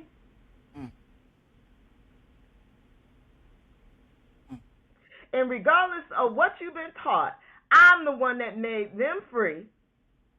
And they chose to lose their own identity and go back to being slaves. That is your choice.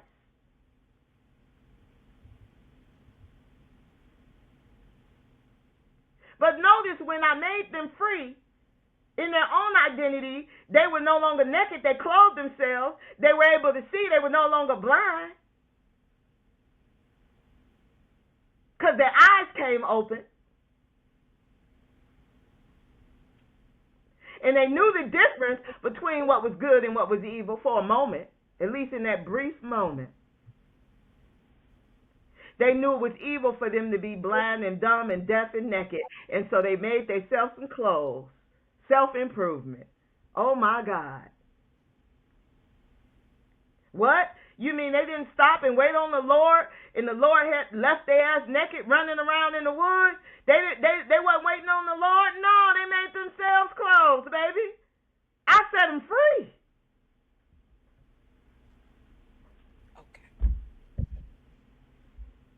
When you know your identity, you clothe yourself. You in your right mind.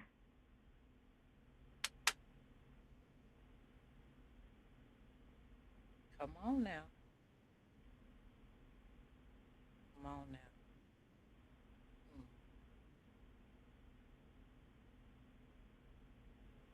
It was the first time that they even experienced what it meant to be at one with each other, is when I gave them the key to their identity. It was the wicked slave master of that garden plantation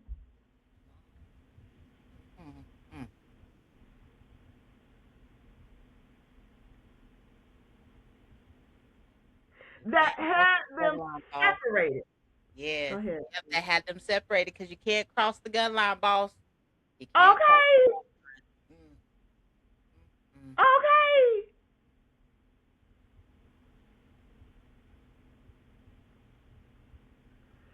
So just know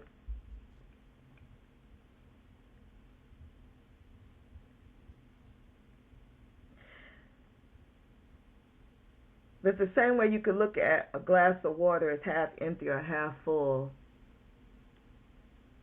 is the same way you can look at that story, because somebody else's interpretation of what happened in that situation is what you've been given. The interpretation of that situation that I gave you was given to me by my ancestors many, many years ago, over 20 years ago. I was scared to share it for many, many years. It wasn't until I came into contact with my sister, Supreme Goddess Vicki Dillard, and really allowed myself to free myself and to discover my identity that I came to terms with that revelation they had given to me and wrote a book around that entire dream. And now I got a dream team that works with me. Oh. A dream team that's unseen. A dream team that's unseen, man. So yeah, I'm the same way Jesus was. When he said, if I need to, when he was being tempted, talk about tribulations. When he was being tempted, he said, if I need to call on legions of angels, darling,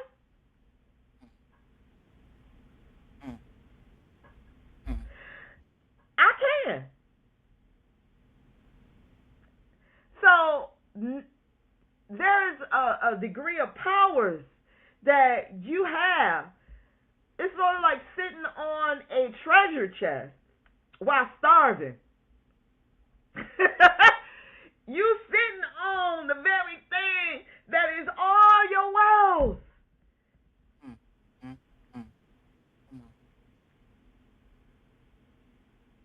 And somebody has convinced you that that chest you sitting on is bad for your health.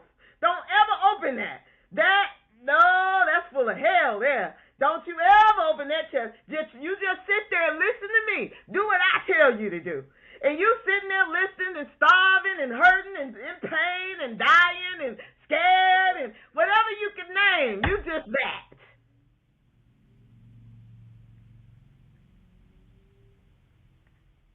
And today I came and handed you the key to that chest you've been sitting on. And I'm saying, when that nigga gone, like I told Eve, because that nigga was gone. When that nigga gone, I want you to know that chest you sitting on, that's your throne. I need you to use that key. Because if you use that key, it's going to take you home. Mm. Mm. On it.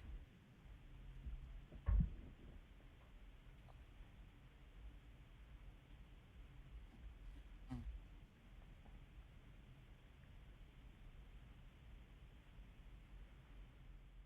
Salt and pepper's here.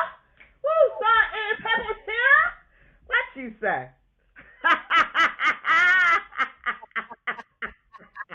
Shout out to Reggie.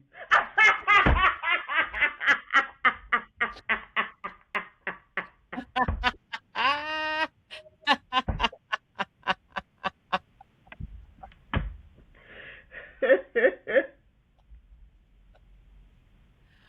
Oh man, Woo! the magic is real. I love it. The magic is so real.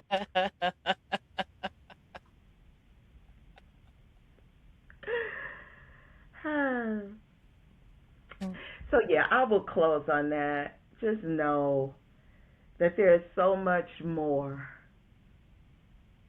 that you already have that's hidden inside of you that you have been tricked out of and scared out of spelled out of. They got a spell on you. And they telling you that I'm the one that's the speller. But yeah, I'm trying to do the good spelling though. Because if you think about one of my favorite, what has become one of my favorites, The Wiz, Follow the Yellow Brick Road, as the goddess just recently came out with some gorgeous, gorgeous brick song. The reality is, when Dorothy was on that yellow brick road, hallelujah, I love that story now because it's all about me. Rosita. When Dorothy was on that yellow brick road in the Wiz and they was dancing, okay, hallelujah, Rosita. Come on, family. Come on through with it, sister. Hallelujah. You just, yeah. When she was on that yellow brick road, hallelujah, she was enjoying the journey because she was always being guided. The guidance was always with her and without. And remember, some of those so-called witches were good. So spells come from evil and good. It's whose spelling you want to spell with. That's it. That's all. Come on. Come on. Mm-hmm. And at the end of the story, baby, woo, hallelujah.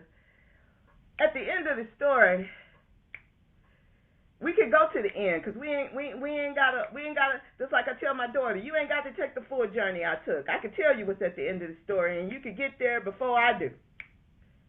You're gonna find out that everything that nigga told you, that Antichrist of yours, everything that nigga told, everything that hippie nigga told you was already in you. Boo. You ain't got to go the full journey just to find out that he lied. That he was waiting on you and needed you the whole time. You get there and you find out that the wizard is a punk.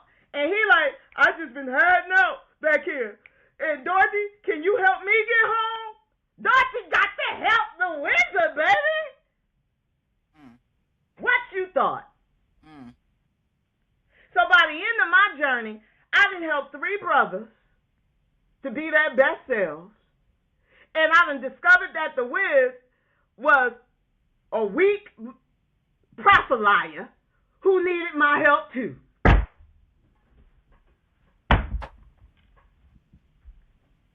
What you say? At the end of the day. At the end of the day. At the end of the day. You gotta go to your mama at the end of the day. Okay. Yeah, that she gonna guide you, get you right, and no matter how you say, no matter what you put it, you gonna have to ask her for help. Okay. Welcome to the way of the world right now, folks. Okay. I say. So I hope you take this key from your mama. I say. I don't remember gathering us in. I did light us in, though. The ancestors been with us the whole time. The reality is, hallelujah, we have entered today of the Wiz. The reality is we are in the Wiz, guys, doggone it. We are in the Wiz. And if you try to figure out who got the key for you, she gonna look like me, boo. And she's gonna offer you the key to you. Cause she ain't gotta look no further. I was on the road thinking somebody else had what was already mine. Okay? But when I realized it was all mine, that's when I began to shine. And I'm telling you, it's all yours. Take the key to your identity. Yes, sir. Follow the yellow brick road. Look, those are like some roads right there. There you go. My sister, you got to tune in to Divine Intuition. She'll help you lay some tracks. if you need to translate, okay. Ashe. Hey. Salt and pepper's here. All right, I'm gonna stop playing. I'm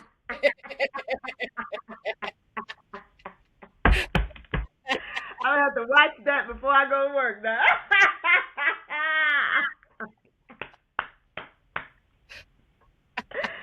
Oh, it's been a good day. Yeah. I thank you for your patience with me, sis. I thank my ancestors for helping me to get it together. All things work together for our good. Most indeed. Most indeed. My pleasure, sis. My pleasure as always. Okay, I say. Hey. With that, family, we're gonna go away, but like I said, you can click below to see how to join the mystery school. I got a link to that if you wanna just get a taste, get a taste, get a taste, get a 30-day taste. Okay. Believe me, it won't be a waste. Most everything else you done spent your money on, that's probably a waste, but not in this case. Get a taste, get a taste, get a taste. Salt and pepper's here.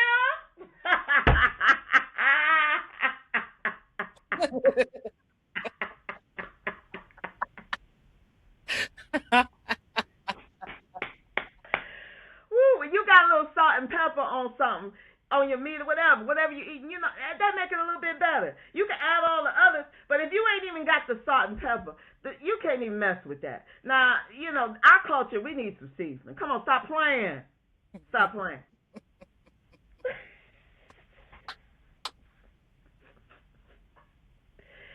So yeah, so do that, and also at the bottom I have a link. I'm gonna put a link to the in Divine Intuition, because my sister, she will give you just quick tidbits. Hers are usually no more than 15 minutes or less. But what she drops, the gems that she will drop inside of you, ooh,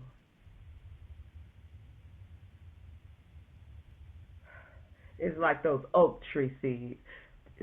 It's less than 15 minutes, but what's gonna grow? Ooh, it's gonna hold you and others down. Oh God, it's going when you deal with that, it's gonna woo. Okay. Ashe. Ashe. Thank you. Don't forget to link your book. And my book, thank you, sis. My book is also linked at the bottom. If you want to get a little bit more in a poetic flow, cause she loved to rhyme and she's always on time. Yeah. Click on that, okay?